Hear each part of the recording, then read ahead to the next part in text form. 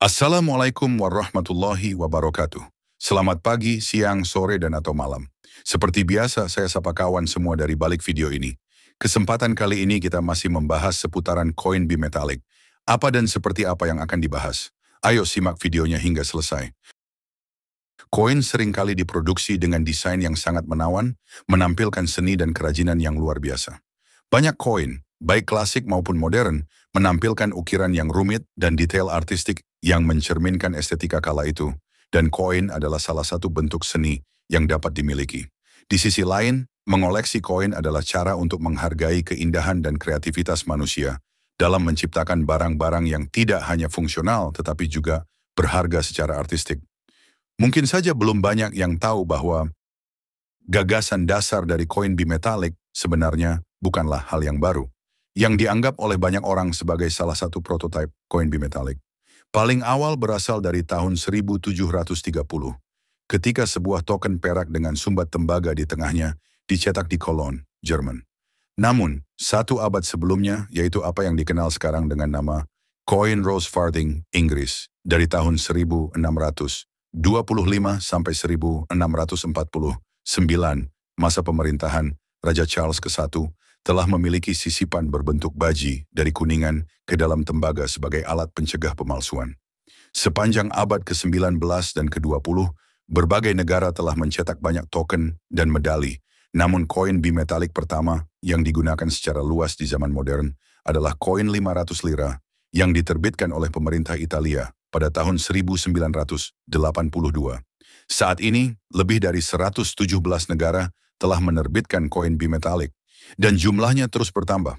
Koin-koin ini dicetak dalam berbagai kombinasi logam mulia dan logam dasar seperti kombinasi emas kuning dan emas putih, emas dan perak, perak dan titanium, perak dan nikel, baja tahan karat non-magnetik dan perunggu aluminium, serta kombinasi tembaga atau kuningan dan nikel, dan lain-lain. Di balik itu semua, ada cerita yang wajib untuk kita ketahui. Sejak tahun 1980-an, meningkatnya inflasi dan harga bahan mentah serta setengah. Jadi untuk pembuatan koin telah mendorong banyak negara untuk mulai memproduksi koin dengan denominasi tinggi secara bertahap. Namun diameter koin tidak dapat serta-merta diperbesar seiring peningkatan nilai nominal. Perlu ada cara lain untuk membedakannya. Koin dengan nilai nominal tinggi juga memerlukan elemen kebaruan dan fitur anti pemalsuan. Oleh karena itu, beberapa negara mulai mengembangkan koin bimetal. Di Cina, penelitian mengenai koin bimetal telah dimulai sejak awal 1990-an, mencakup riset teknis dan pengujian rekayasa dalam produksi koin emas dan perak, serta koin sirkulasi dari paduan tembaga nikel, sekaligus memperkenalkan sebagian peralatan produksi. Contoh ini dapat kita lihat pada koin bimetalik 50 yuan 1990 non-sirkulasi berbahan emas di inti dan perak pada cincin. Koin bimetal terbuat dari dua bagian logam yang berbeda bahan melalui proses pengepresan dan penggabungan. Koin bimetal dari berbagai negara dan lencana peringatan bimetal umumnya terdiri dari satu cincin luar dan satu inti dalam. Namun metode penggabungan dan teknologinya sangat bervariasi. Namun poinnya adalah tetap memiliki ciri umum dari metode-metode ini, yaitu inti dalam dan cincin luar dipotong secara terpisah dengan ketebalan pita logam yang digunakan untuk masing-masing bagian berbeda. Oleh karena itu, efisiensi penggunaan bahan mentah tergolong rendah. Khususnya untuk pita logam tempat cincin luar dipotong, bagian tengahnya yang tersisa setelah inti diambil menjadi limbah.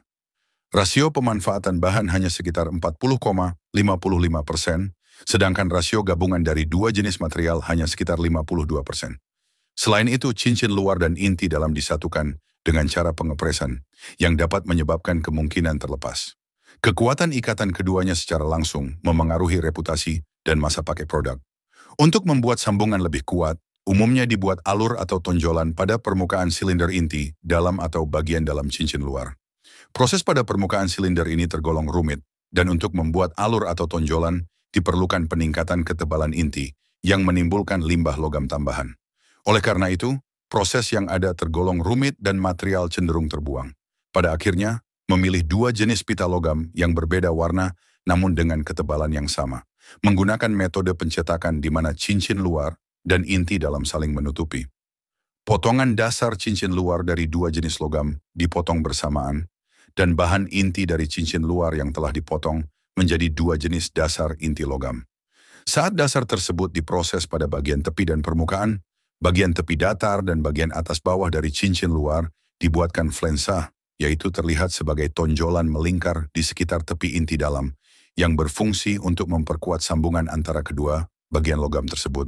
Dan sebuah alur melingkar diproses pada bagian tengah permukaan silinder inti dalam. Inti dalam dan cincin luar dari dua jenis logam kemudian disatukan secara presisi dan akhirnya dicetak menjadi koin bimetal berwarna ganda. Namun tidak semua koin bimetal memiliki flensa, contohnya adalah koin bimetal Indonesia Rp1.000 kelapa sawit. Ada kekhawatiran yang cukup besar ketika koin-koin ini pertama kali diperkenalkan, adalah bahwa koin tersebut akan mudah terlepas bagian-bagiannya saat digunakan. Namun hal itu tidak terjadi. Ratusan juta koin seperti itu beredar di seluruh dunia, dan masalah tersebut ternyata tidak pernah muncul.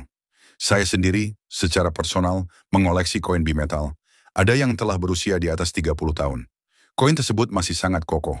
Jika kawan-kawan melihat konten sebelumnya, ada seorang kolektor India yang mengoleksi lebih dari 3.000 keping koin bimetal dari berbagai negara, dan tidak ada satupun yang terlepas bagian-bagiannya. Meski demikian, tetap tidak ada yang namanya kesempurnaan. Hanya sedikit sekali kesalahan pencetakan, seperti bagian cincin atau bagian tengah yang hilang.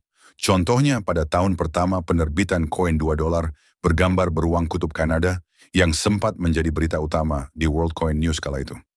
Meskipun masalah ini terjadi pada batch pertama, Canadian Mint selaku pihak yang bertanggung jawab atas pencetakan koin tersebut memberikan pernyataan tegas bahwa kemungkinan koin terpisah sangat kecil, sekitar 1 dari 60 juta koin. Di sini, penting sekali untuk dicatat bahwa mencoba memisahkan bagian koin secara sengaja dianggap ilegal di Kanada, menurut Kitab Undang-Undang Hukum Pidana Kanada. Tidak cuma di Kanada saja, di seluruh negara pun begitu, termasuk Indonesia. Sampai narasi ini saya buat, koin-koin dengan cacat produksi ini kini menjadi barang koleksi yang bernilai bagi para numismatis. Beberapa kolektor bahkan mencari koin-koin dengan inti yang terlepas sebagai bagian dari koleksi mereka. Koin bimetalik digunakan untuk berbagai tujuan, termasuk sebagai alat pembayaran resmi dan sebagai barang koleksi. Desain dua logam memungkinkan variasi estetika dan keamanan tambahan terhadap pemalsuan. Dan inilah akhir dari pembahasan kali ini. Terima kasih telah menonton hingga selesai. Semoga kita bisa memetik pengetahuan dari apa yang saya sampaikan dalam konten kali ini. Dan kalaupun ada kekurangan atau kesalahan dalam penyampaian, mari kita diskusikan bersama-sama di kolom komentar. Akhir kata saya ucapkan, wassalamualaikum warahmatullahi wabarakatuh. Salam numismatik.